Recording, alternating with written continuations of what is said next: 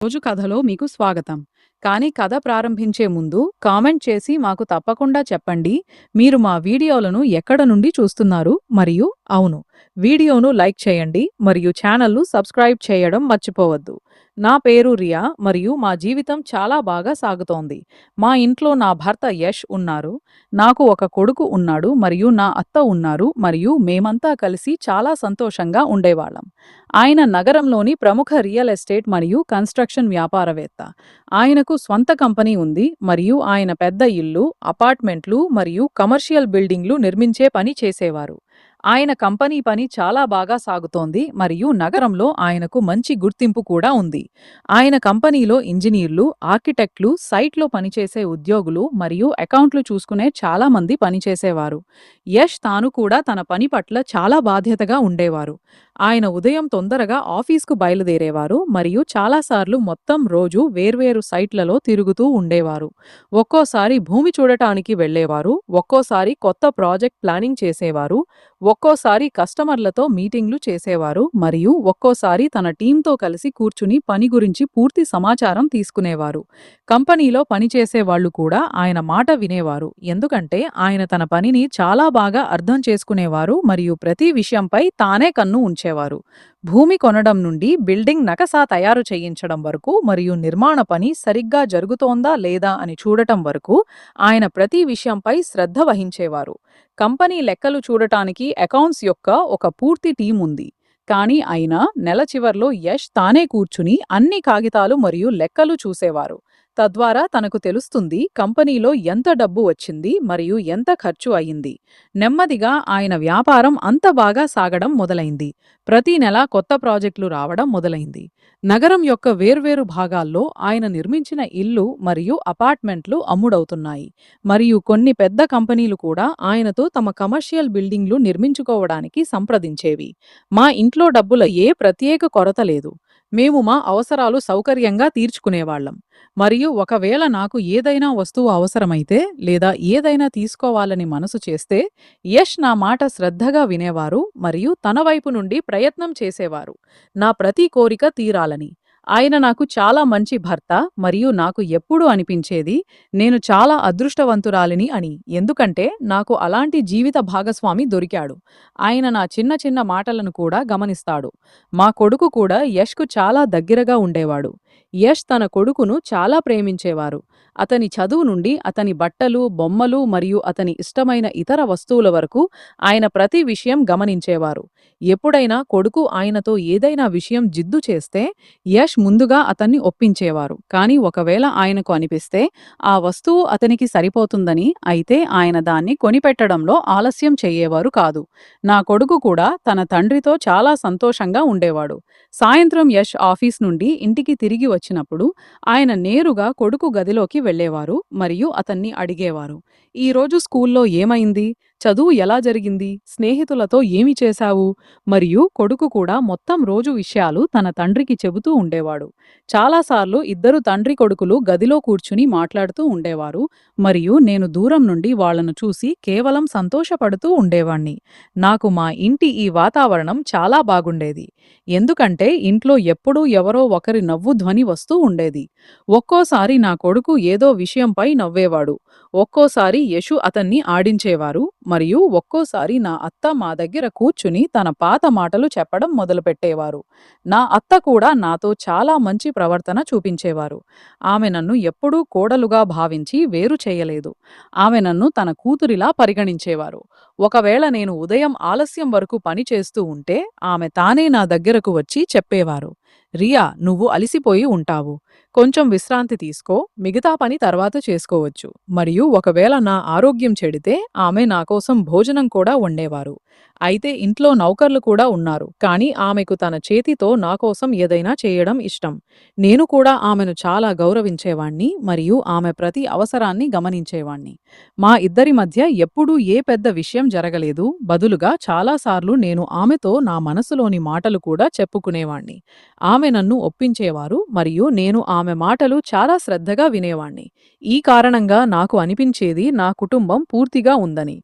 నా దగ్గర ఒక మంచి భర్త ఉన్నాడు, ఒక ప్రియమైన కొడుకు ఉన్నాడు, ఒక అలాంటి అత్త ఉన్నారు. ఆమె నన్ను తన కూతురిలా చూసుకుంటుంది మరియు భర్త వ్యాపారం కూడా చాలా బాగా సాగుతోంది.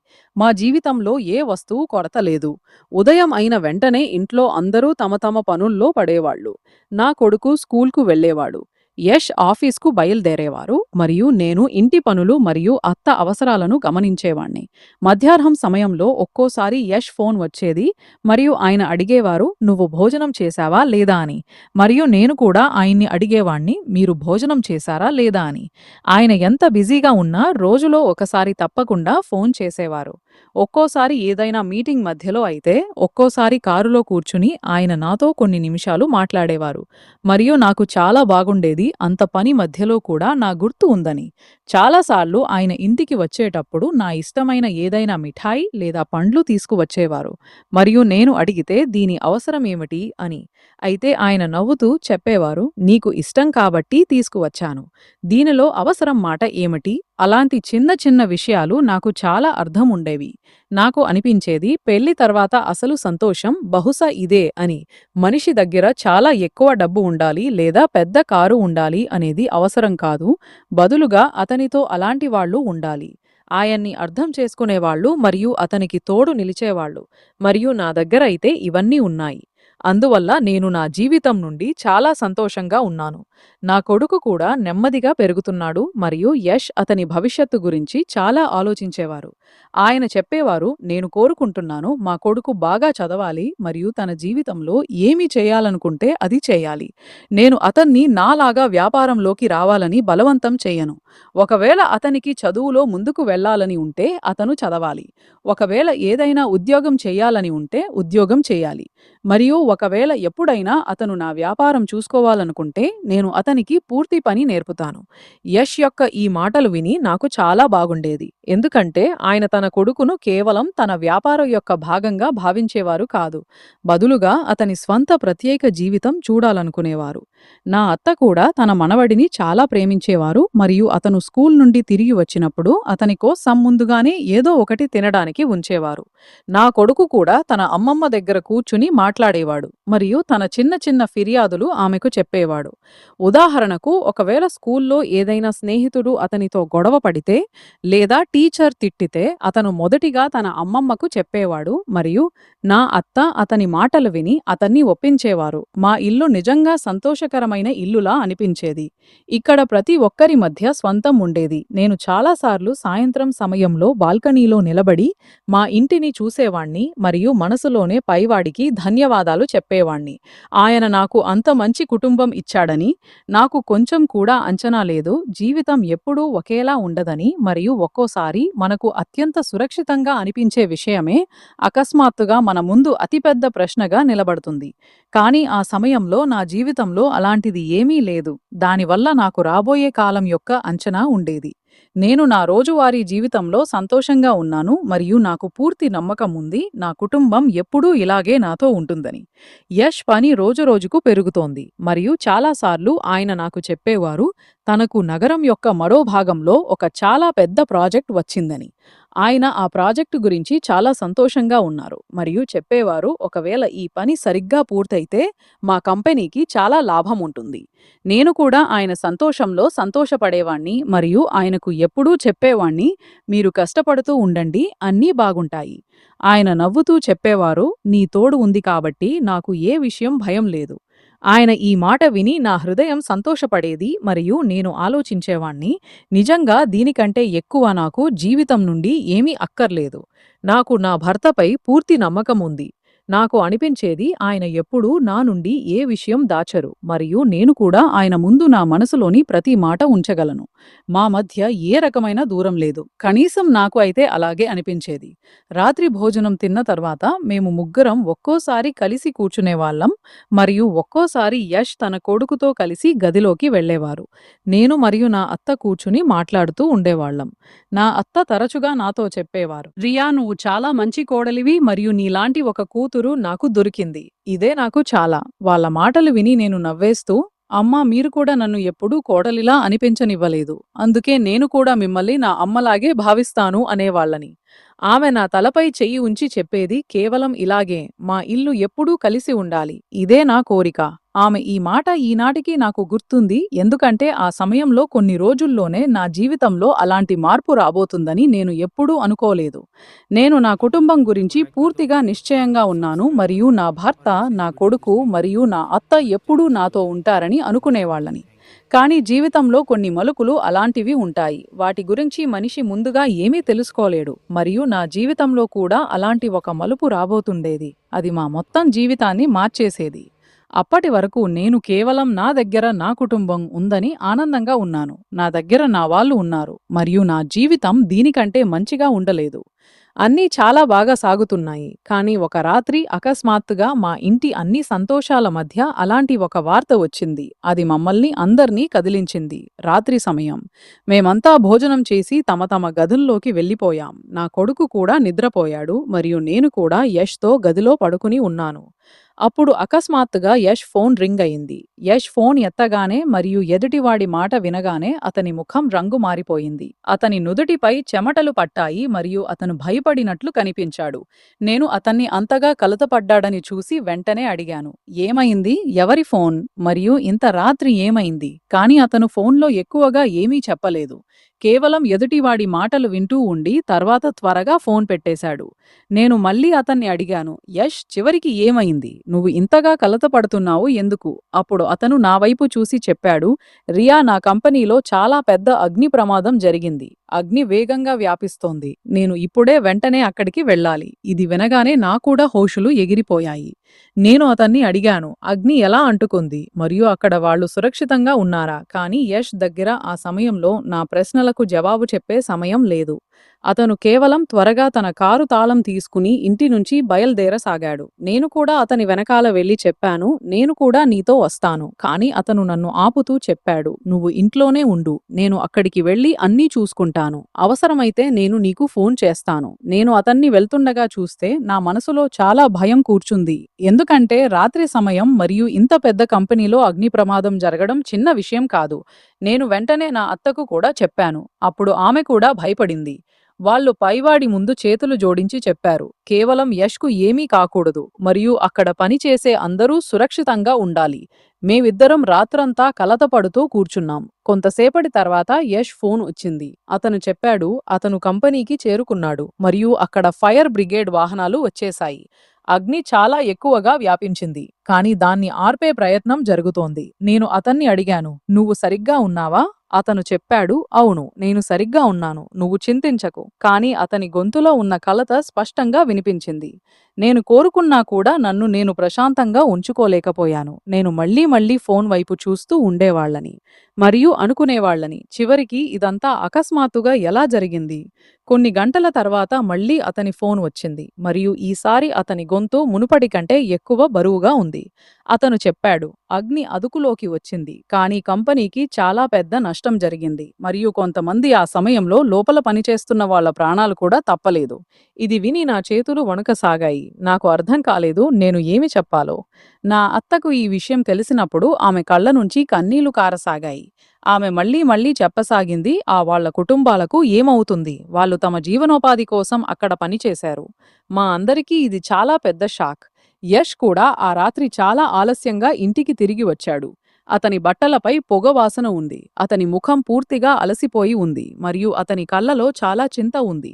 నేను అతనికి నీళ్లు తీసుకువచ్చి అడిగాను, ఇప్పుడు ఏమవుతుంది? అప్పుడు అతను కొంతసేపు మౌనంగా ఉండి తర్వాత చెప్పాడు, నష్టం చాలా పెద్దది, కానీ నేను అన్నీ సరిచేస్తాను. నేను అతనితో చెప్పాను, ఇంత పెద్ద నష్టం తర్వాత నువ్వు ఒంటరిగా ఎలా అన్నీ సాధించగలవు? అప్పుడు అతను నా చెయ్యి పట్టుకుని చెప్పాడు, రియా, నేను ఈ వ్యాపారాన్ని ఒక్క రోజులో నిర్మించలేదు. నేను చాలా కష్టపడ్డాను. కష్టాలు వస్తే నేను వాటిని ఎదుర్కొంటాను. నువ్వు కేవలం నా మద్దతు ఇవ్వు. అతని మాట విని నాకు కొంచెం నమ్మకం కలిగింది, ఎందుకంటే నాకు తెలుసు యష్ కష్టపడే మనిషి మరియు అతను ఏ కష్టం ముందు సులభంగా ఓడిపోయేవాడు కాదు. తర్వాతి కొన్ని రోజులు మా మొత్తం దృష్టి ఆ కంపెనీపైనే ఉంది. పోలీసు మరియు ఫైర్ బ్రిగేడ్ బృందం తమ విచారణ చేస్తున్నారు. కంపెనీలోని కొన్ని భాగాలు పూర్తిగా కాలిపోయాయి. చాలా యంత్రాలు పాడైపోయాయి. సిద్ధంగా ఉన్న సామాను కూడా కాలిపోయి నాశనమైంది. మరియు చాలా ముఖ్యమైన కాగితాలు మరియు సామాను కూడా అగ్ని వల్ల పాడైపోయాయి. కానీ యష్ తనను తాను విరిగిపోనివ్వలేదు. అతను తన ఉద్యోగులను మళ్లీ సమావేశపరిచి కొత్త చోట నుంచి పని ప్రారంభించే సన్నాహాలు చేసుకోసాగాడు. అతను బ్యాంకు మరియు ఇన్సూరెన్స్ సంబంధిత పనులు చూశాడు. నష్టం లెక్కలు చేయించాడు మరియు ఎవరి ప్రాజెక్టులు నడుస్తున్నాయో వాళ్లతో మాట్లాడి వాళ్లకు నమ్మకం కలిగించాడు పని ఆగదు అని. నెమ్మదిగా అతను కంపెనీని మళ్లీ నిలబెట్టడం ప్రారంభించాడు. కొంతమంది చెప్పేవాళ్లు ఇంత పెద్ద నష్టం తర్వాత మళ్లీ నిలబడటం సులభం కాదు. కానీ యష్ ప్రతి ఉదయం మునుపటి కంటే ఎక్కువ కష్టపడేవాడు. అతను ఉదయం త్వరగా బయలుదేరి ఆలస్య రాత్రి ఇంటికి తిరిగి వచ్చేవాడు. నేను కూడా అతని ధైర్యాన్ని పెంచుతూ ఉండేవాళ్లని మరియు అతనితో చెప్పేవాళ్లని అన్నీ సరిపోతాయి. నా కొడుకు కూడా తన తండ్రిని అంతగా పనిచేస్తుండగా చూసి చాలాసార్లు అడిగేవాడు, నాన్న మీరు ఇంత బిజీగా ఎందుకు ఉంటారు? అప్పుడు యష్ అతన్ని ప్రేమగా అర్థం చేసేవాడు, కొడుకా ఇప్పుడు కొంచెం పని ఎక్కువగా ఉంది. అన్నీ సరిపోయాక నేను నీతో ఎక్కువ సమయం గడుపుతాను. నెమ్మదిగా కొన్ని వారాలు గడిచాయి మరియు యష్ కష్టం ఫలించసాగింది. పాత కస్టమర్లు మళ్లీ అతనితో పనిచేయసాగారు. కొత్త ఆర్డర్లు రాసగాయి మరియు కంపెనీ పని మళ్లీ నడవసాగింది. మాకు అనిపించింది ఇప్పుడు ఆ చెడు కాలం వెనుక ఉంచబడింది మరియు మా జీవితం మళ్లీ మునుపటిలా అవుతోంది. నేను కూడా మునుపటిలా నా జీవితం జీవించసాగాను. ఎప్పుడైనా కొడుకుతో షాపింగ్కు వెళ్లేవాళ్లని, ఎప్పుడైనా నా అత్తతో మార్కెట్కు వెళ్లేవాళ్లని, ఎప్పుడైనా ఇంటికి కొత్త వస్తువు తెచ్చేవాళ్లని. మా ఇంట్లో మళ్లీ సంతోషం వాతావరణం ఏర్పడసాగింది. కొడుకు చదువు కూడా బాగా నడుస్తుంది. అతని స్కూల్ ఫీజు మరియు మిగతా అవసరాల గురించి యష్ ఎప్పుడూ చింతించేవాడు మరియు నా కొడుకుకు కూడా తన తండ్రిపై చాలా గర్వం ఉండేది. అతనికి అనిపించేది తన నాన్న ప్రపంచంలోని అత్యుత్తమ నాన్న అని. నేను కూడా అతన్ని చూసి నవ్వేసేవాళ్లని, ఎందుకంటే నాకు నా కుటుంబమే నా అతిపెద్ద ఆనందం. కానీ ఇదే సమయంలో నేను యష్ ప్రవర్తనలో ఒక చిన్న విషయం గమనించసాగాను. అది నాకు ముందు అర్థం కాలేదు. చాలాసార్లు అలా జరిగేది. రాత్రి నా అకస్మాత్తుగా కళ్ళు తెరిచేవి మరియు నేను చూసేవాళ్లని యష్ మంచం మీద లేడు. మొదటిసారి నాకు అనిపించింది బహుశా అతను నీళ్లు తాగడానికి లేదా ఏదైనా పనికి లేచి ఉంటాడు. నేను కొంతసేపు ఎదురు చూసేవాళ్లని మరియు తర్వాత అతను గదిలోకి తిరిగి వచ్చేవాడు. కానీ ఈ విషయం మళ్లీ మళ్లీ జరగసాగినప్పుడు నాకు కొంచెం వింతగా అనిపించసాగింది. ఒక రాత్రి నా అకస్మాత్తుగా నిద్ర తెలిసింది. అప్పుడు నేను చూశాను యష్ మళ్లీ గదిలో లేడు. నేను లేచి 4 వైపులా చూశాను కానీ అతను ఎక్కడా లేడు. నేను గది నుంచి బయటకు వచ్చాను. అప్పుడు నాకు ఇంటి మూల నుంచి మెల్లని గొంతులో ఎవరో మాట్లాడుతున్నట్లు వినిపించింది. నేను అక్కడే ఆగి జాగ్రత్తగా వినడానికి ప్రయత్నించాను. కానీ గొంతు అంత మెల్లగా ఉంది, నాకు స్పష్టంగా అర్థం కాలేదు. ఎదుటివాడు ఎవరో. యష్ గొంతు తప్పకుండా అనిపించింది, కానీ అతను ఎవరితో మాట్లాడుతున్నాడో ఇది నాకు అర్థం కాలేదు. కొంతసేపటి తర్వాత అతను ఫోన్ పెట్టి గది వైపు రాసాగాడు. అప్పుడు నేను త్వరగా తిరిగి మంచం మీద పడుకుని నిద్రపోతున్నట్లు నటించాను. యష్ గదిలోకి వచ్చి కొంతసేపు మౌనంగా కూర్చున్నాడు. తర్వాత అతను కూడా పడుకున్నాడు. నేను కళ్ళు మూసుకుని పడుకుని ఉన్నాను. కానీ నా మనసులో రకరకాల ప్రశ్నలు రాసాగాయి. చివరికి యష్ ఇంత రాత్రి ఎవరితో మాట్లాడుతున్నాడు మరియు నాతో మాట దాచాలని అతనికి ఎందుకు అనిపించింది? తర్వాతి రోజు నన్ను నేను అర్థం చేసుకున్నాను. బహుశా బిజినెస్ సంబంధిత ఏదైనా పని హోగా. చివరికి అతని పని కూడా చాలా పెద్దది మరియు బహుశా ఏదైనా ఉద్యోగి లేదా కస్టమర్ యొక్క అవసరమైన ఫోన్ వచ్చి ఉండవచ్చు. నేను ఆ విషయాన్ని ఎక్కువగా ఆలోచించలేదు, కానీ కొన్ని రోజుల తర్వాత మళ్లీ అదే జరిగింది. రాత్రి నా కళ్ళు తెరిచాయి. అప్పుడు యష్ గదిలో లేడు. ఈసారి నాకు కొంచెం సందేహం కలిగింది. నేను లేచి బయటకు వెళ్లాను. అప్పుడు నేను చూశాను అతను బాల్కనీలో నిలబడి ఫోన్లో మాట్లాడుతున్నాడు. నేను దూరం నుంచి అతన్ని చూశాను, కానీ అతను నా వైపు చూడగానే అతను వెంటనే తన ఫోన్ పెట్టేసి గదిలోకి తిరిగి వచ్చాడు. నేను అతన్ని అడిగాను, ఇంత రాత్రి ఎవరితో మాట్లాడుతున్నావు? అప్పుడు అతను నా వైపు చూడకుండా చెప్పాడు, ఆఫీసు పని. నేను అడిగాను, రాత్రి ఇంత గంటలకు ఆఫీసు పని ఎందుకు? అప్పుడు అతను చెప్పాడు, కొన్ని అవసరమైన మాటలు ఉన్నాయి కాబట్టి ఫోన్ చేయాల్సి వచ్చింది. తర్వాత అతను మాట మార్చేసి నన్ను అడిగాడు, నీ నిద్ర ఎందుకు తెలిసింది? నేను చెప్పాను, ఏమీ కాదు, కేవలం అకస్మాత్తుగా కళ్ళు తెరిచాయి. అతను చెప్పాడు, సరే నువ్వు నిద్రపో. మరియు తాను కూడా మంచం మీద వచ్చి పడుకున్నాడు. కానీ ఆ రాత్రి నా మనసులో ఒక వింత భయం కూర్చుంది. నాకు మొదటిసారి అనిపించింది బహుశా యష్ నాతో ఏదైనా మాట దాస్తున్నాడు. కానీ నేను ఇది కూడా కోరుకోలేదు, ఎటువంటి కారణం లేకుండా నా భర్తపై సందేహం పెట్టుకోవాలని. ఎందుకంటే ఇన్ని సంవత్సరాలుగా అతను నాతో ఎప్పుడూ అలాంటి ఏమీ చేయలేదు. దీనివల్ల నాకు అతనిపై నమ్మకం ఉండకపోవడం. నేను ఇలా అర్థం చేసుకుంటూ ఉన్నాను, అతని బిజినెస్ పెద్దది, చాలా మందితో అతని సంబంధం ఉంటుంది. బహుశా ఏదైనా అవసరమైన పని ఉండవచ్చు. కానీ గుండెలోపల ఏ ప్రశ్న లేచిందో అది మళ్లీ మళ్లీ నా ముందుకు వచ్చేది. నేను నేను ఎంతగా దాన్ని పట్టించుకోకుండా ప్రయత్నించినా అంతగా నా మనసులో అతని మాటలు తిరుగుతూ ఉండేవి. ఒక రోజు ఉదయం యష్ నాస్తా చేస్తున్నాడు మరియు అతని ఫోన్ మళ్ళీ మళ్ళీ రింగ్ అవుతుంది. అతను ఫోన్ చూసి వెంటనే దాన్ని తిప్పి టేబుల్ మీద పెట్టేశాడు. నేను అతని వైపు చూశాను. అప్పుడు అతను నా చూపు గమనించి అడిగాడు, ఏమైంది? నేను చెప్పాను, ఏమీ కాదు. కానీ నా మనసులో ప్రశ్న ఉంది, అతను ఫోన్ తిప్పి ఎందుకు పెట్టాడు? తర్వాత అతను నాస్తా త్వరగా చేసి ఆఫీసుకు బయలుదేరాడు. వెళ్తూ అతను ఎప్పటిలా నాతో చెప్పాడు, నీవు మరియు కొడుకు జాగ్రత్త చూసుకో. మరియు నా అత్తను కూడా అడిగాడు, వాళ్ళకి ఏదైనా అవసరం ఉందా అని. అన్నీ సాధారణంగా ఉన్నాయి, కానీ నా మనసులో ఏమీ సాధారణంగా లేదు. నేను రోజంతా ఇలా ఆలోచిస్తూ ఉన్నాను. చివరికి అతను రాత్రి ఎవరితో మాట్లాడతాడు మరియు నాతో ఎందుకు దాస్తాడు? నేను 1-2 సార్లు అతన్ని నేరుగా అడగాలని అనుకున్నాను, కానీ తర్వాత నాకు అనిపించింది, ఒకవేళ నేను ఎటువంటి కారణం లేకుండా అతనిపై సందేహం పెట్టుకుంటే బహుశా అతనికి బాధ కలుగుతుంది మరియు మా సంబంధంలో వృధా దూరం వస్తుంది. అందుకే నేను మౌనంగా ఉన్నాను. కానీ ఇప్పుడు నేను రాత్రి అతని ప్రతి చిన్న చర్యపై దృష్టి పెట్టడం ప్రారంభించాను. ఎప్పుడైనా ఫోన్ వస్తే అతను గది నుంచి బయటకు వెళ్ళేవాడు. ఎప్పుడైనా బాల్కనీలోకి వెళ్లి మాట్లాడేవాడు మరియు ఎప్పుడైనా ఫోన్ కట్ చేసి తిరిగి వచ్చేవాడు. నేను కోరుకున్నా కూడా ఈ విషయాన్ని నా మనసు నుంచి తొలగించలేకపోతున్నాను. నా అత్త కూడా ఒక రోజు నన్ను అడిగింది, రియా, నువ్వు కొంచెం కలత పడుతున్నట్లు ఉన్నావు. ఏమైంది? నేను చెప్పాను, ఏమీ కాదు అమ్మా, కేవలం యష్ పని వల్ల కొంచెం ఆలోచిస్తున్నాను. అప్పుడు వాళ్ళు చెప్పారు, కూతురా, అతని పనే అలాంటిది. ఎప్పుడైనా ఆలస్య రాత్రి వరకు ఫోన్లు వస్తూ ఉంటాయి. నువ్వు ఎక్కువగా ఆలోచించకు. వాళ్ళ మాట విని నాకు కొంచెం బాగా అనిపించింది, కానీ నా మనసులోని ప్రశ్న పూర్తిగా అయిపోలేదు. నాకు తెలియదు ఈ చిన్న విషయం ముందుకు నా జీవితంలో ఎంత పెద్ద కష్టం తీసుకువస్తుందో. నేను ఇప్పటికీ యష్ పై నమ్మకం ఉంచుతున్నాను. నేను నా కుటుంబం గురించి ఆనందంగా ఉన్నాను మరియు నాకు అనిపించేది, బహుశా నేను ఎక్కువగా ఆలోచిస్తున్నాను. కానీ రాత్రి ఎప్పుడైనా నా కళ్ళు తెరిచి యష్ తన మంచం మీద లేకపోతే నా మనసులో అదే ప్రశ్న మళ్లీ లేచేది. చివరికి అతను ఇంత రాత్రి ఎవరితో మాట్లాడతాడు మరియు నాతో ఈ విషయం దాచాలని అతనికి ఎందుకు అవసరం పడుతోంది? నాకు ఏమీ తెలుసు? నా ముందుకు రాబోయే నిజం నా మొత్తం జీవితాన్ని మార్చేసేది మరియు ఏ మనిషిపై నేను నా మొత్తం జీవితం నమ్మకం ఉంచానో అతని గురించే నాకు త్వరలోనే అలాంటి విషయం తెలిసేది. దాని గురించి నేను ఎప్పుడూ ఊహించను కూడా. మరియు తర్వాత నెమ్మదిగా రోజులు గడవసాగాయి మరియు నా మనసులో యష్ గురించి సందేహం మరింత పెరుగుతూ ఉంది. నేను ఎంతగా నన్ను నేను అర్థం చేసుకోవాలని ప్రయత్నించినా అంతగా నా మనసులో కొత్త ప్రశ్నలు నిలబడేవి. చివరికి అతను అలాంటి ఏ విషయం నాతో దాస్తున్నాడు మరియు ఎందుకు మళ్లీ మళ్లీ ఎవరితో ఫోన్లో ఇలా మెల్లగా మాట్లాడుతున్నాడు? నేను చాలాసార్లు అనుకున్నాను, బహుశా నిజంగా పని సంబంధిత ఏదైనా విషయం ఉండవచ్చు, ఎందుకంటే అతని బిజినెస్ కూడా చాలా పెద్దది మరియు బహుశా అలాంటి ఏదైనా విషయం ఉండవచ్చు. దాని గురించి అతను నాకు చెప్పి కలత పెట్టకూడదని అనుకుంటున్నాడు. కానీ తర్వాత నాకు ఆ విషయం గుర్తొచ్చినప్పుడు నేను అతన్ని స్పష్టంగా చెబుతూ విన్నాను, ఈ విషయం గురించి నా భార్యకు ఏమీ తెలియకూడదు అని. అప్పుడు నా గుండె కూలిపోయేది, ఎందుకంటే ఒకవేళ విషయం కేవలం బిజినెస్ది అయితే అప్పుడు నాతో దాచాల్సిన అవసరం ఏమిటి? నేను అతని భార్యను మరియు ఇన్ని సంవత్సరాలుగా అతనితో ఉంటున్నాను.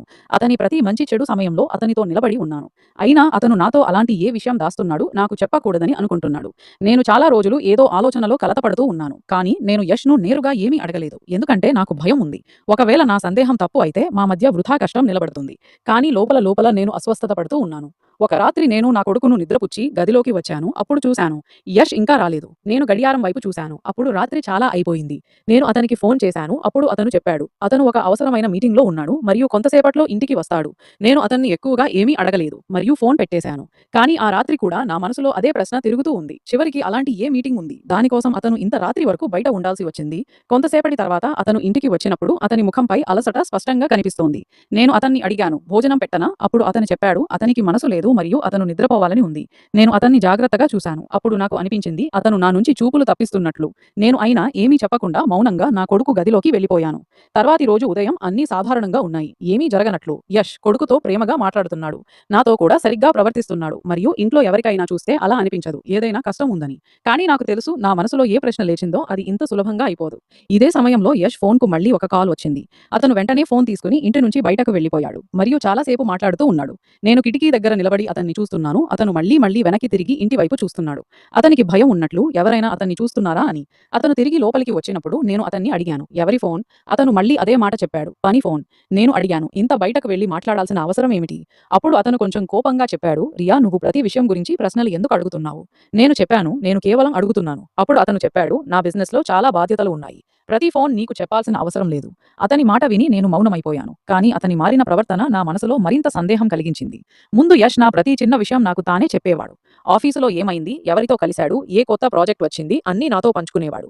కానీ ఇప్పుడు అతను తన జీవితంలోని చిన్న చిన్న విషయాలు కూడా నాతో దాస్తున్నాడు. మరియు అతిపెద్ద విషయం, అతని ఫోన్ ఎప్పుడూ అతని చేతిలో ఉండేది. ముందు అతను ఫోన్ ఎక్కడైనా పెట్టేవాడు, కానీ ఇప్పుడు నేను గదిలోకి వస్తే అతను వెంటనే ఫోన్ తన దగ్గరికి తీసుకునేవాడు. ఒకరోజు నేను గది శుభ్రం చేస్తున్నాను. అప్పుడు అతని ఫోన్ రింగ్ అయ్యింది. అతను బాత్రూంలో ఉన్నాడు. నేను ఫోన్ ఫోన్ వైపు చూశాను, కానీ నేను దాన్ని ఎత్తలేదు. ఎందుకంటే నేను అతని వస్తువులు చెక్ చేసే మనిషిని కాదు. నేను అనుకున్నాను ఒకవేళ ఏదైనా అవసరమైన విషయం ఉంటే అతను తానే చెప్తాడు. కానీ కొన్ని సెకన్ల తర్వాత ఫోన్ మళ్ళీ రింగ్ అయింది మరియు ఈసారి స్క్రీన్‌పై ఒక తెలియని నంబర్ కనిపించింది. నేను అయినా ఫోన్ ఎత్తలేదు. కానీ నా దృష్టి అందులోనే అతుక్కుపోయింది. కొంతసేపటి తర్వాత యష్ బయటకు వచ్చాడు మరియు అతను ఫోన్ చూసినప్పుడు అతని ముఖం రంగు మారిపోయింది.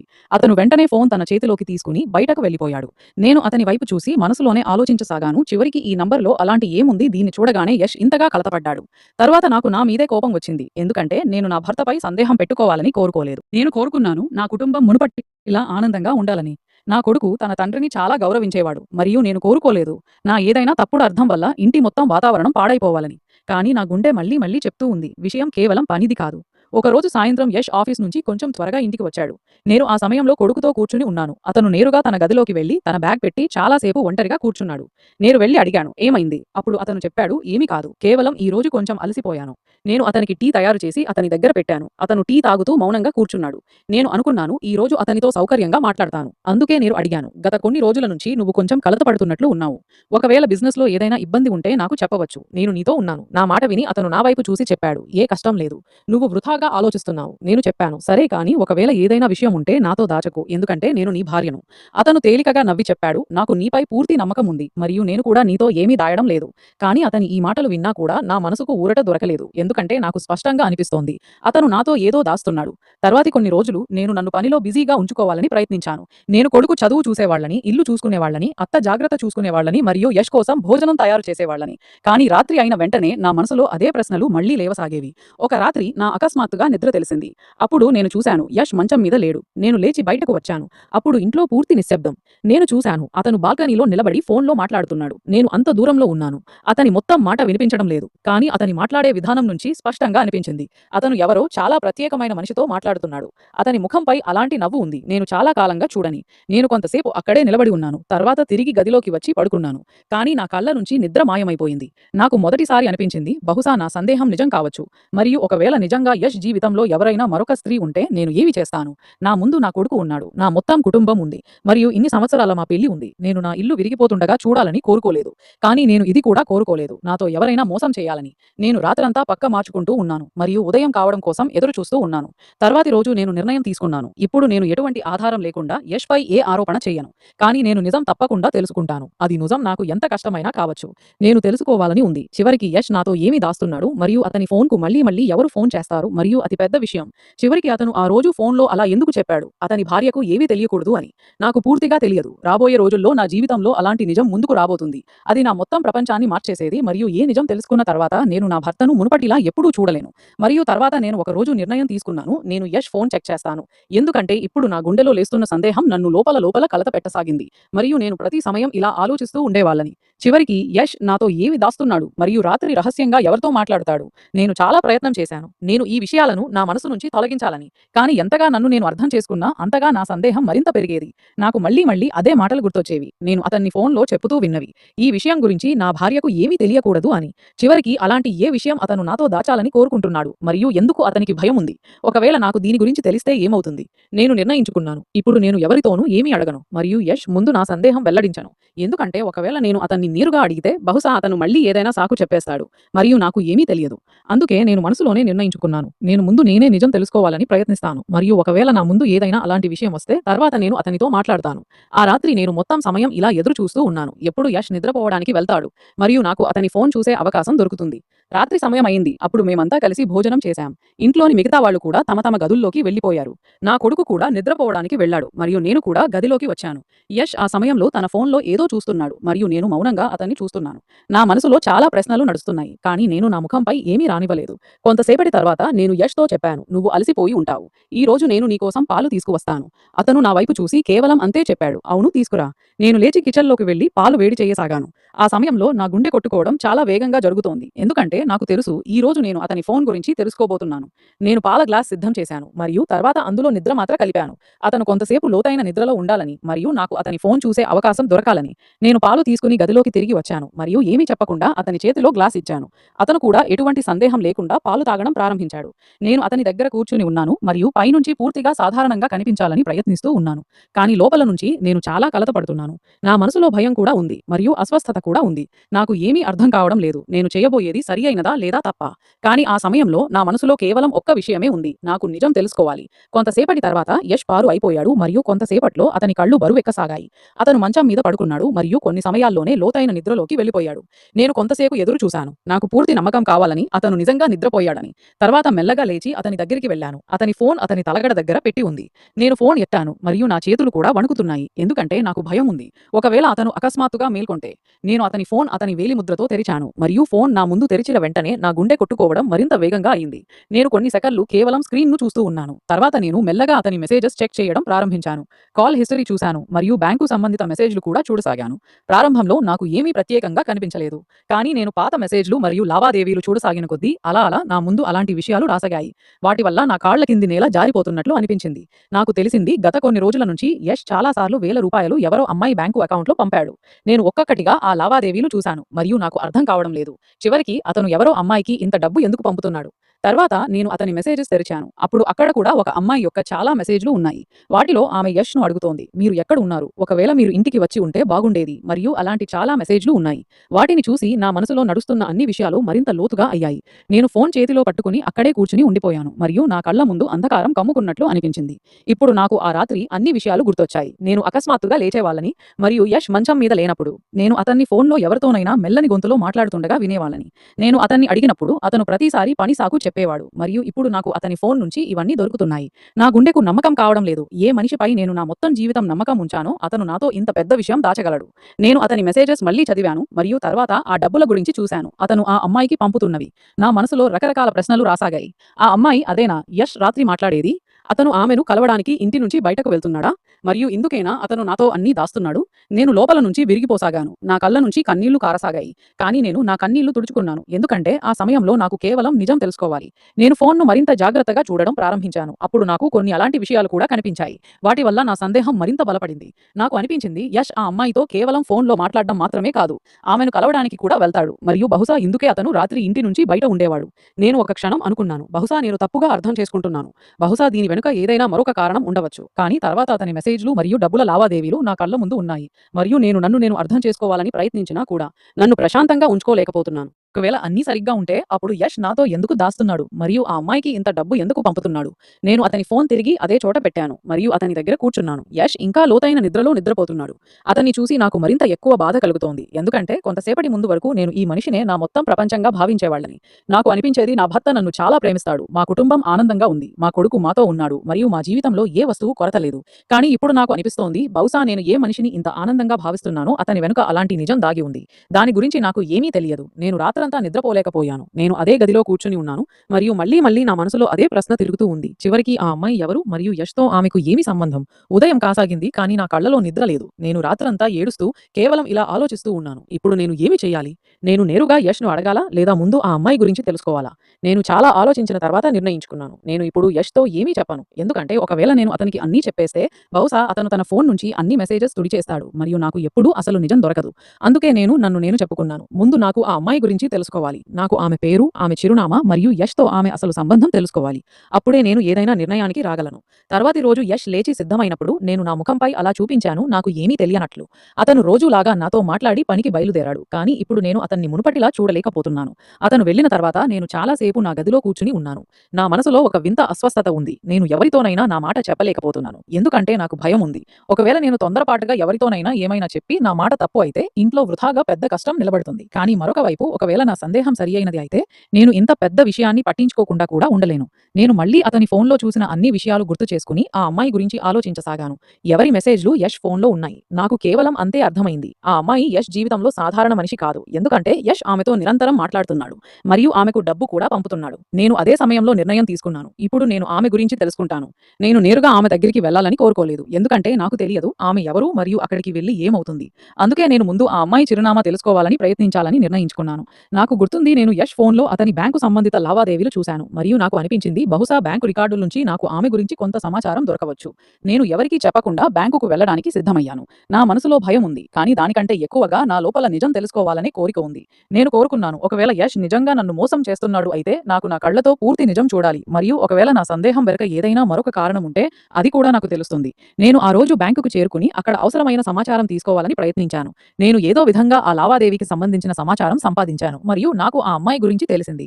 నా చేతిలోకి వచ్చిన వెంటనే కొంతసేపు నేను దాన్ని చూస్తూ ఉన్నాను. నా చేతులు వణుకుతున్నాయి, ఎందుకంటే ఇప్పుడు నా ముందు ఆ చోటు చిరునామా ఉంది. అక్కడ బహుశా నా జీవితంలోని అతిపెద్ద ప్రశ్నల జవాబు దాగి ఉంది. నేను ఆ చిరునామా జాగ్రత్తగా ఉంచుకుని బ్యాంకు నుంచి బయటకు వచ్చాను.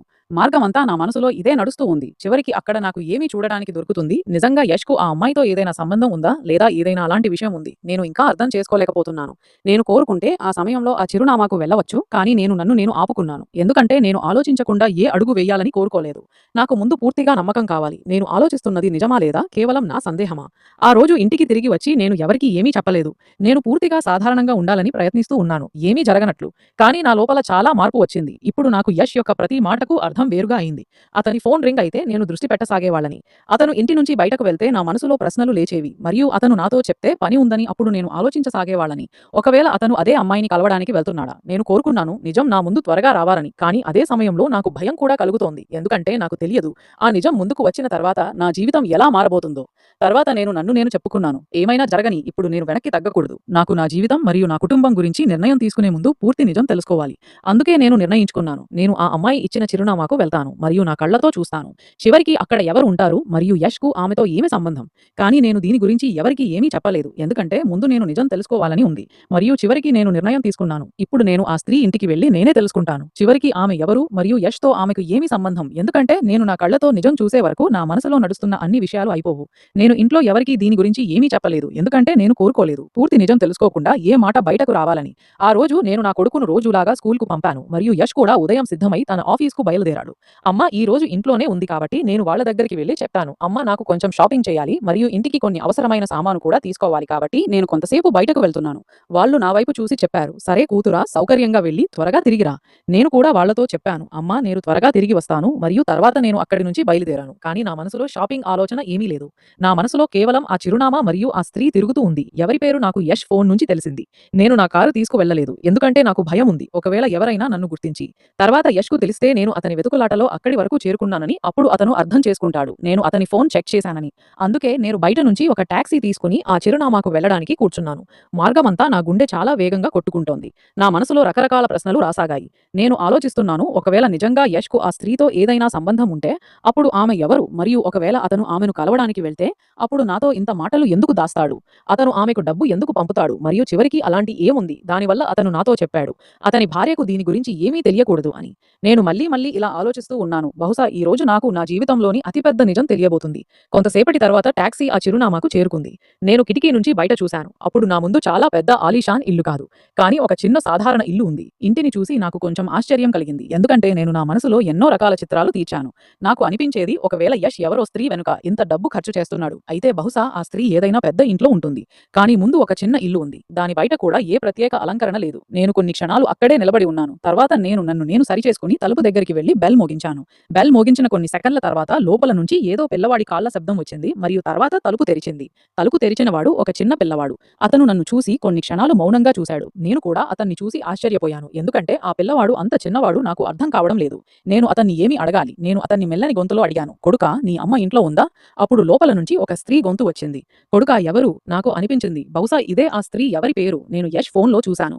అప్పుడు నా చూపు గది లోపలికి వెళ్ళింది మరియు నేను చూశాను ఒక స్త్రీ వీల్ చైర్ పై కూర్చుని మెల్లగా నా వైపు వస్తోంది. ఆమె ముఖంపై అలసట స్పష్టంగా కనిపిస్తోంది మరియు ఆమె కాళ్లలో బహుశా అంత శక్తి లేదు. ఆమె తానే నిలబడగలిగేది. ఆమె తన చేతులతో వీల్ చైర్ నడుపుతూ తలుపు దగ్గరికి వచ్చి తన కొడుకుతో చెప్పింది, కొడుకా ఎవరు వచ్చారు? నాకు చెప్పు కాస్త. తర్వాత ఆమె చూపు నా మీద పడింది మరియు ఆమె కొన్ని క్షణాలు నన్ను చూశారు. ఆమె ముఖంపై ఆశ్చర్యం ఉంది. ఆమె నన్ను అడిగింది, మీరు ఎవరు మరియు మీకు ఏదైనా పని ఉందా? నేను కొన్ని క్షణాలు ఆమెను చూస్తూ ఉన్నాను. నా లోపల చాలా విషయాలు నడుస్తున్నాయి, కానీ తర్వాత నన్ను నేను సరి చేసుకుంటూ ఆమెను అడిగాను, నీ పేరు ఏమిటి? ఆమె చెప్పింది, నా పేరు శాంతి. నేను మళ్ళీ అడిగాను, నువ్వు ఇక్కడే ఉంటావా? ఆమె చెప్పింది, అవును, నేను ఇక్కడే ఉంటాను మరియు ఇది నా కొడుకు. నేను ఆ పిల్లవాడి వైపు చూశాను మరియు తర్వాత శాంతి వైపు. నా చూపు మళ్ళీ ఆమె వీల్ చైర్ మీదకి వెళ్తోంది, ఎందుకంటే నాకు పూర్తిగా అంచనా లేదు యష్ ఎవరో స్త్రీని కలవడానికి వెళ్తాడో ఆమె ఈ స్థితిలో ఉంటుందని. శాంతి బహుశా నా మౌనం చూసి అడిగింది, మీరు లోపలికి ఎందుకు రావడం లేదు? లోపలికి రండి, కూర్చోండి. నేను చెప్పాను, కాదు, నేను కేవలం మీతో కొన్ని అవసరమైన మాటలు చెప్పడానికి వచ్చాను. ఆమె చెప్పింది, అయినా మీరు లోపలికి రండి, బయట ఎందుకు నిలబడి ఉన్నారు? నేను కొన్ని క్షణాలు ఆలోచించి తర్వాత ఇంటి లోపలికి వెళ్ళాను. ఇల్లు చాలా సాధారణంగా ఉంది. ఒకవైపు పిల్లవాడి కొన్ని పుస్తకాలు పెట్టి ఉన్నాయి మరియు మరొక వైపు ఒక చిన్న సోఫా ఉంది. ఇంట్లో చూస్తే అనిపించింది ఇక్కడ ఉండేవాళ్ళు చాలా సాధారణ జీవితం జీవిస్తున్నారు. శాంతి నన్ను కూర్చోమని చెప్పి తాను కూడా ముందుకు వచ్చి కూర్చుంది. ఆమె నన్ను అడిగింది, మీరు ఏమైనా తీసుకుంటారా? నీళ్లు, టీ? నేను ఆమె మాటకు ఏ జవాబు ఇవ్వలేదు, ఎందుకంటే నా మనసులో కేవలం ఒక్క ప్రశ్నే ఉంది. నేను చివరికి ఇక్కడికి ఎందుకు వచ్చాను మరియు ఏమి అడగబోతున్నాను? నేను నేరుగా ఆమెను అడిగాను, "నువ్వు యష్‌ను తెలుసా కదా?" నా మాట వినగానే ఆమె ముఖం మారిపోయింది. ఆమె నా వైపు చూసి చెప్పింది, "అవును, నేను వాళ్ళను తెలుసు." నేను మళ్ళీ అడిగాను, "నువ్వు యష్‌కు ఎవరు? నీకు మరియు అతనికి ఏమి సంబంధం?" శాంతి కొన్ని క్షణాలు మౌనంగా ఉంది. తర్వాత చెప్పింది, "మీరు ఎవరు?" నేను చెప్పాను, "నా పేరు రియా మరియు నేను యష్ భార్యను." నా మాట వినగానే ఆమె కొన్ని క్షణాలు పూర్తిగా నిశ్శబ్దంగా అయిపోయింది. ఆమె కళ్ళలో ఒక వేరే రకం ఆశ్చర్యం వచ్చింది. ఆమెకు ఆశ లేనట్లు యష్ భార్య తానే ఆమె ఇంటి వరకు చేరుకుంటుందని. తర్వాత ఆమె రెల్లగా చెప్పింది, "కూర్చోండి." నేను చెప్పాను, "కాదు, ముందు నాకు ఇది చెప్పండి. చివరికి యష్ మీ దగ్గరికి ఎందుకు వస్తాడు? అతను మీకు డబ్బు ఎందుకు ఇస్తాడు మరియు మీ మధ్య అలాంటి ఏ సంబంధం ఉంది? అతను నాతో దాస్తాడు." నా గొంతు కొంచెం పెద్దగా అయింది, ఎందుకంటే నేను చాలా రోజుల నుంచి నా మనసులో ఇవన్నీ అణచుకుని కూర్చుని ఉన్నాను. నాకు అనిపించింది బహుశా ఇప్పుడు ఆమె నా ముందు నిజం చెప్తుంది. కానీ నా మాట వినగానే శాంతి కళ్ళలో కన్నీళ్లు వచ్చాయి. ఆమె తన ముఖం కిందికి వంచుకుని చెప్పింది, "మీరు తప్పుగా అర్థం చేసుకుంటున్నారు." నేను చెప్పాను, "అప్పుడు నాకు సరిగ్గా మాట చెప్పండి. ఎందుకు నా భర్త గత కొన్ని రోజుల నుంచి నిన్ను కలుస్తున్నాడు? నీ ఖాతాలో డబ్బు పంపుతున్నాడు మరియు నాతో ఇవన్నీ దాస్తున్నాడు. నేను ఏమి అర్థం చేసుకోవాలి?" శాంతి తన కన్నీళ్లు తుడుచుకుని చాలా ప్రశాంత గొంతులో చెప్పింది, "యష్ నాకు అలా కాదు మీరు అనుకుంటున్నట్లు. అతను నాకు నా పెద్ద అన్నలాగే ఉన్నాడు." ఇది వినగానే నేను పూర్తిగా మౌనమైపోయాను. నాకు అర్థం కాలేదు నేను ఏమి చెప్పాలి. నేను ఆమె వైపు చూసి తర్వాత చెప్పాను, "ఒకవేళ అతను నీ అన్నలాగే ఉంటే అప్పుడు నాతో ఈ మాటలు ఎందుకు దాచబడ్డాయి మరియు నీకు డబ్బు ఎందుకు పంపబడుతున్నాయి?" శాంతి చెప్పింది, "నేను మీకు అన్నీ చెప్తాను. కేవలం మీరు ముందు నా మొత్తం మాట వినండి." నేను ఏమీ చెప్పకుండా మౌనంగా ఆమె ముందు కూర్చున్నాను. తర్వాత శాంతి మెల్లగా నాకు మొత్తం విషయం చెప్పడం ప్రారంభించింది. ఆమె చెప్పింది, ఆమె భర్త యష్ కంపెనీలో మేనేజర్‌గా పనిచేసేవాడు మరియు అతను చాలా సంవత్సరాలుగా యష్‌తో కలిసి ఉన్నాడు. యష్ అతనిపై చాలా నమ్మకం ఉంచేవాడు మరియు కంపెనీలో చాలా అవసరమైన పనులు అతని బాధ్యతలో ఉండేవి. ఏ రోజు యష్ కంపెనీలో అగ్ని ప్రమాదం జరిగిందో ఆ రోజు కూడా ఆమె భర్త అక్కడ ఉన్నాడు. అగ్ని అంటుకున్నప్పుడు ప్రతి చోట గందరగోళం ఏర్పడింది. వాళ్ళు తమ ప్రాణాలు కాపాడుకుంటూ బయటకు వస్తున్నారు. కానీ ఆమె భర్త యష్‌ను లోపల చిక్కుకున్నట్లు చూశాడు. అప్పుడు అతను అతని సహాయం చేయడానికి తిరిగి లోపలికి వెళ్ళాడు. అతను యష్‌ను బయటకు తీసుకురావాలని పూర్తి ప్రయత్నం చేశాడు మరియు చివరికి యష్‌ను బయటకు తీసుకురావడంలో విజయం సాధించాడు కూడా. కానీ తాను బయటకు రాలేకపోయాడు. అదే అగ్నిలో అతని ప్రాణం పోయింది. శాంతి ఈ మాట విని నా కళ్ళు తడిశాయి. ఎందుకంటే నాకు ఆ ప్రమాదం గురించి తెలుసు. కానీ నాకు ఎప్పుడూ తెలియదు యష్‌ను కాపాడిన మనిషి కుటుంబం ఈనాడు ఏ స్థితిలో ఉందో. శాంతి చెప్పింది, "ఆ రోజు తర్వాత యష్ చాలా సార్లు మా ఇంటికి వచ్చాడు. ప్రారంభంలో నాకు చాలా వింతగా అనిపించేది, ఎందుకంటే నా భర్త లేరు మరియు నా ముందు అలాంటి ఒక మనిషి నిలబడి ఉన్నాడు. ఎవరు? నా భర్త యజమాని. కానీ అతను ఎప్పుడూ నన్ను ఒంటరిగా అనిపించనివ్వలేదు. అతను నాతో చెప్పాడు, ఇప్పుడు నీకు నీ కొడుకు గురించి చింతించాల్సిన అవసరం లేదు. నీ ఇంటి ఖర్చు నేను చూసుకుంటాను మరియు ఒకవేళ ఎప్పుడైనా ఏదైనా వస్తువు అవసరమైతే నాకు చెప్పు. నేను అతనితో చాలా నిరాకరించాను కూడా. నేను ఎవరిపైనా భారం కావాలని కోరుకోలేదు. కానీ అతను నాతో చెప్పాడు, నువ్వు నన్ను నీ పెద్ద అన్నలాగా భావించవచ్చు మరియు నీ జాగ్రత్త చూసుకోవడం నాకు ఏ ఉపకారం కాదు. కానీ నాకు ఇది బాధ్యత, ఎందుకంటే నీ భర్త నా ప్రాణం కాపాడడానికి తన ప్రాణం ఇచ్చాడు." శాంతి మాట వింటూ నా కళ్ళ నుంచి కన్నీళ్లు కారసాగాయి. ఆమె చెప్పింది, "ఆ రోజు తర్వాత నుంచి యష్ ఎప్పుడైనా వస్తే నా కొడుకు కోసం వస్తువులు తీసుకువస్తాడు. ఎప్పుడైనా స్కూల్ ఫీజు చెల్లిస్తాడు. ఎప్పుడైనా ఇంటి రేషన్ పంపిస్తాడు మరియు ఎప్పుడైనా అవసరమైతే నా ఖాతాలో డబ్బు పంపుతాడు. కానీ మా మధ్య అలాంటి ఏ సంబంధం లేదు మీరు అనుకుంటున్నట్లు. నేను మిమ్మల్ని చూసి అర్థం చేసుకోగలను. మీరు చాలా కలతపడి ఇక్కడికి వచ్చారు. కానీ నిజం ఇదే, యష్ ఎప్పుడూ నాతో తప్పు చూపుతో మాట్లాడలేదు. అతను ఎప్పుడూ నన్ను తన చిన్న చెల్లెల్లాగా భావించాడు మరియు నేను కూడా అతన్ని నా పెద్ద అన్నలాగే భావించాను." నేను ఆమె మాట విని ఏమీ మాట్లాడలేకపోతున్నాను. నా మనసులో గత కొన్ని రోజుల అన్ని విషయాలు తిరగసాగాయి. రాత్రి అతను ఫోన్లో ఎవరితోనైనా మాట్లాడడం, ఎవరో స్త్రీ ఖాతాలో డబ్బు పంపడం మరియు తర్వాత నాతో ఇవన్నీ దాచడం. నాకు అనిపించేది బహుశా అతను నన్ను మోసం చేస్తున్నాడు. కానీ ముందు కూర్చున్న శాంతి స్థితి చూసి నాకు అన్నీ అర్థం కాసాగాయి. కథ వేరే ఉందని నేను ఆమె వైపు చూసి చెప్పాను. కానీ అప్పుడు యష్ నాతో ఈ విషయం ఎందుకు దాచాడు? శాంతి చెప్పింది, "బహుశా అతనికి అనిపించి ఉంటుంది. మీకు తప్పుడు అర్థం కావచ్చు లేదా అతను కోరుకోలేదు మీకు అనిపించాలని ఇంటి డబ్బు ఎవరో మీద ఖర్చు అవుతోందని." నేను నా తల కిందికి వంచుకున్నాను. ఎందుకంటే నాకు గుర్తొచ్చింది, నేను నిజం తెలుసుకోకుండా నా భర్తపైనే సందేహం పెట్టుకోవడం ప్రారంభించాను. నా మనసులో అతని కోసం ఎలాంటి విషయాలు వచ్చాయి. నేను ఆలోచిస్తున్నాను, నేను అతన్ని మోసగాడిగా కూడా భావించాను. అయితే అతను బహుశా ఎవరికైనా సహాయం చేస్తున్నాడు.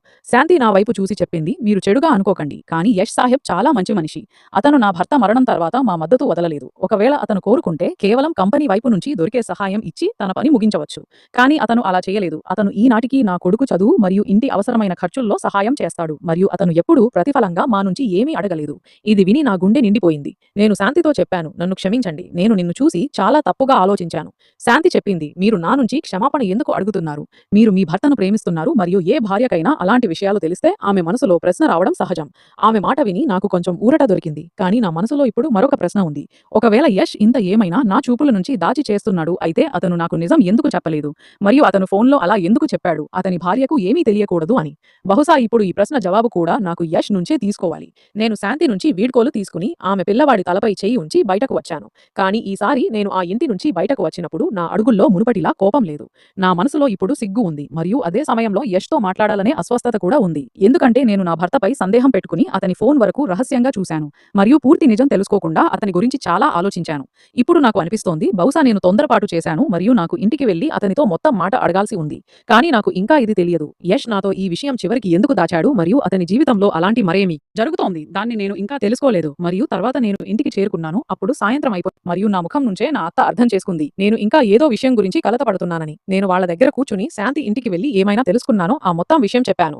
నా అత్త నా మొత్తం మాట జాగ్రత్తగా విని తర్వాత ప్రేమగా నా చెయ్యి పట్టుకుని చెప్పింది, కూతురా, నువ్వు వృథాగా నీ మనసులో ఇంత మాటలు పెట్టుకుని కూర్చుని ఉన్నావు. యష్ నిన్ను చాలా ప్రేమిస్తాడు మరియు నేను అతన్ని చిన్నప్పటి నుంచి తెలుసు. అతను ఎప్పుడూ నీతో అలా చేయలేడు. నేను వాళ్ళ మాట విన్నాను. అప్పుడు నా మనసుకు కొంచెం ఊరట దొరికింది. ఎందుకంటే నా మనసులో కూడా ఇప్పుడు ఈ విషయం స్పష్టమైంది. యష్ నన్ను మోసం చేయడం లేదు మరియు శాంతి వెనుక తప్పకుండా అలాంటి ఏదో కారణం ఉంది. నేను అర్థం చేసుకోలేకపోయాను. అప్పుడు నాకు గుర్తొచ్చింది యష్ ఆ రోజు ఫోన్లో చెప్పాడు అతని భార్యకు దీని గురించి ఏమీ తెలియకూడదు అని. బహుశా అతను ఎవరికైనా సహాయం చేస్తున్నాడు మరియు కేవలం నన్ను కలత పెట్టకూడదని కోరుకున్నాడు. నేను అదే సమయంలో నిర్ణయం తీసుకున్నాను. ఇప్పుడు నేనే యష్తో మాట్లాడతాను మరియు అతనితో మొత్తం విషయం స్పష్టంగా అడుగుతాను. సాయంత్రం యష్ ఇంటికి తిరిగి వచ్చినప్పుడు నేను అతని గదిలోకి వెళ్ళాను. అతని చేతిలో ఫోన్ ఉంది మరియు అతను ఏదో పని చూస్తున్నాడు. నేను అతని దగ్గర కూర్చుని చెప్పాను, యష్, నాకు నీతో కొన్ని మాటలు చెప్పాలి. అతను నా వైపు చూసి చెప్పాడు, అవును చెప్పు, ఏమైంది? నేను చెప్పాను, నువ్వు నాతో ఇంత మంచి విషయం దాస్తున్నావు, అయితే నాకు ముందే చెప్పి ఉండవచ్చు.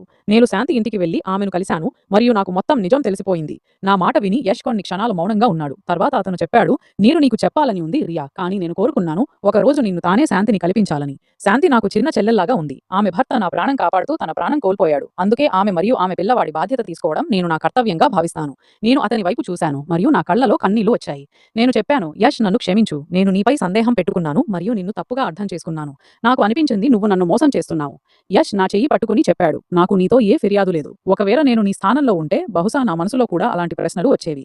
తర్వాత నేను అతన్ని అడిగాను, కానీ ఆ రోజు నువ్వు ఫోన్లో ఎవరితో మాట్లాడుతున్నావు మరియు నువ్వు ఇలా ఎందుకు చెప్పావు నీ భార్యకు దీని గురించి ఏమీ తెలియకూడదు అని? యష్ చెప్పాడు, ఆ విషయం శాంతి గురించి కాదు. ఆ రోజు నేను కంపెనీలో అంటుకున్న అగ్ని తర్వాత జరిగిన నష్టం గురించి మాట్లాడుతున్నాను. ఆ ప్రమాదంలో మాకు చాలా నష్టం జరిగింది మరియు నేను కోరుకోలేదు నీకు ఇవన్నీ చెప్పి నువ్వు కలతపడాలని.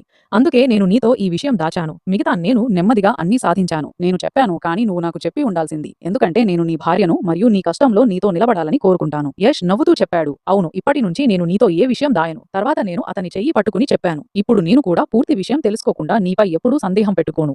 కొన్ని రోజుల తర్వాత మేమిద్దరం కలిసి శాంతి ఇంటికి వెళ్ళాం. ఈసారి నా మనసులో ఆమె కోసం ఏ సందేహం లేదు, కానీ నా గుండెలో ఆమె కోసం సొంతతనం ఉంది. నేను శాంతితో చెప్పాను, ఇప్పటి నుంచి నువ్వు నన్ను కూడా నీ అక్కలాగా భావించు మరియు ఒకవేళ ఎప్పుడైనా ఏదైనా వస్తువు అవసరమైతే నాకు కూడా చెప్పు. శాంతి కళ్ళలో కన్నీళ్లు వచ్చాయి మరియు ఆమె చెప్పింది, అక్క, మీలాంటి వదిన మా కోసం చాలా పెద్ద విషయం. ఆ రోజు నాకు అనుభవమైంది, చాలాసార్లు మనం అసంపూర్ణ మాట చూసి మన మనసులో మొత్తం కథ తయారు చేసుకుంటాం, అయితే నిజం పూర్తిగా వేరుగా ఉంటుంది. నేను యష్ ను తప్పుగా అర్థం చేసుకున్నాను, అయితే అతను ఎవరి ఇల్లు నిలబెట్టాలని ప్రయత్నిస్తున్నాడు మరియు ఎవరికైనా సహాయం చేస్తున్నాడు. దీని తర్వాత నేను కూడా శాంతి మరియు ఆమె కొడుకు జాగ్రత్త చూసుకోవడం ప్రారంభించాను మరియు యష్ కూడా మునుపటిలా తన పనిలో పడ్డాడు. మా మధ్య వచ్చిన కొంచెం తప్పుడు అర్థం కూడా ఇప్పుడు పూర్తిగా అయిపోయింది. ఇప్పుడు మా ఇంట్లో మునుపటిలా నవ్వులు సంతోషాలు ఉండసాగాయి మరియు నాకు ఈ విషయం ఎప్పటికీ అర్థమైంది. సంబంధాలు నమ్మకంతో నడుస్తాయి మరియు ఏ విషయం యొక్క నిజం తెలుసుకోకుండా మన మనసులో తప్పు విషయం పెట్టుకోవడం ఎప్పుడూ సరి అయినది కాదు.